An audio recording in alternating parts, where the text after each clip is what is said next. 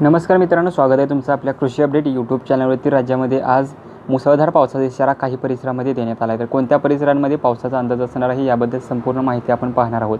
आपल्या चॅनलवरती जर नवीन असाल तर चॅनलला सबस्क्राईब करून शेजारील बेल आयकॉन प्रेस करा। मित्रांनो, राज्यातील आज कोणत्या परिसरात अंदाज असणार संपूर्ण माहिती पाहूया आपण।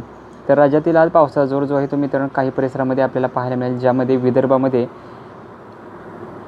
मध्य महाराष्ट्रातील काही परिसरामध्ये पावसाचा इशारा देण्यात आलेला आहे।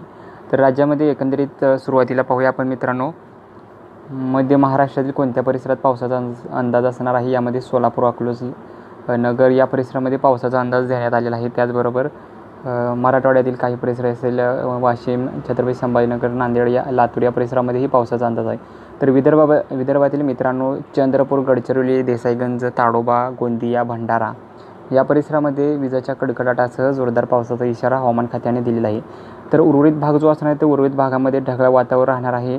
हलक्या ते मध्यम सरींची शक्यता ही परिसरामध्ये उर्वरित भागामध्ये राहू शकते। अशा स्वरूपाचं वातावरण राज्यामध्ये आज राहणार आहे मित्रांनो। तर यापुढील अंदाज पाहण्यासाठी चॅनलला सबस्क्राईब करा। धन्यवाद।